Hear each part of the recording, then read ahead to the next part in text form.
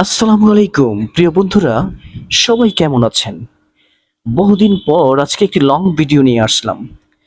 আজকে যে বিষয়টি আপনাদের দেখানোর চেষ্টা করব সেটা হচ্ছে, কয়েকদিন আগে আমি ময়মনসিংহের ভালুকায় গিয়েছিলাম।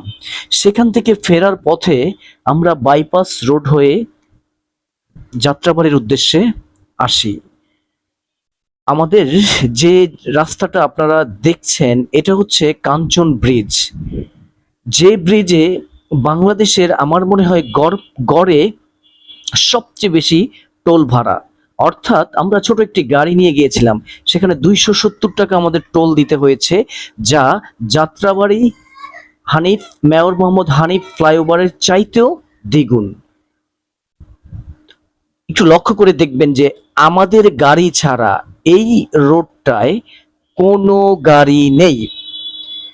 এখানে আমাদের যে গাড়িটা ছিল সেটা 80 স্পিডে বা তার চেয়েও বেশি একটু জোরে স্পিড ছিল, অর্থাৎ আশেপাশে কোনো গাড়ি ছিল না। অদ্ভুত ব্যাপার হচ্ছে কি, যদি এইভাবে টোল নির্ধারণ করা হয় তাহলে গাড়ি উঠবে কেন এই সড়কে? পাশ দিয়ে নিচ দিয়ে যে সড়কটা গিয়েছে সেটাও প্রায় ফাঁকা, তো অধিকাংশ গাড়ি ওই সড়কটা দিয়ে চলে যাচ্ছে। আমরা ভুল করে এই রাস্তাটায় উঠেছিলাম, উঠে 270 টাকা আমাদের গুনতে হয়েছে। এটা আসলে আমরা একটু ভেবেচিন্তে উঠবো সবাই, যে এই সড়কের টোল এত বেশি কেন। আমি পদ্মা সেতুর সাথে কম্পেয়ার করছি না, কারণ পদ্মা সেতুতে অনেক খরচের ব্যাপার ছিল, এটা সেটা, কিন্তু এটা তো একটা ছোট ছোট কিছু সেতু, ব্রিজ আর পুরোটাই রাস্তা। তো এখানে এত টাকা কেন গুনতে হবে সেটা আমার জানা নেই। তারপরেও আমরা এত স্পিডে এসেছি, চারিপাশের পরিবেশটা অসাধারণ ছিল। মনে হচ্ছে যে ওই রাস্তাটা শুধু আমাদের জন্যই করা। যাই হোক, ভালো একটা অনুভূতি ছিল, সেটা আপনাদের সবার সাথে শেয়ার করছি।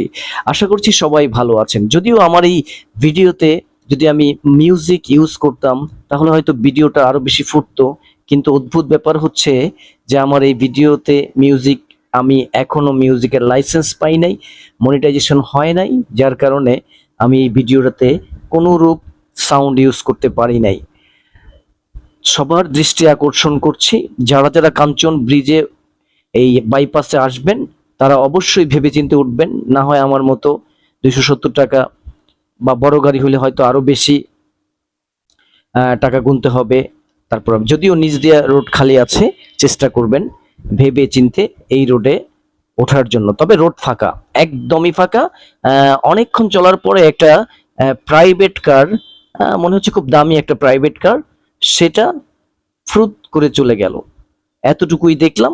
আপনারা দেখলে লক্ষ্য করবেন যে বড় বড় গাড়িগুলো ওই যে ও ছোট, মানে এই সড়কের পাশের সড়ক, অর্থাৎ যেটা খোলা সেটা দিয়ে চলে যাচ্ছে এবং সেটাও ফাঁকা। তো এই বিষয়গুলো মাথায় রেখে ঢাকার রাস্তায় অনেকেই চলাচল করবেন। আশা করি আজকের ভিডিওটি ভালো লেগেছে সবার। সবাই ভালো থাকবেন, সুস্থ থাকবেন। সবার জন্য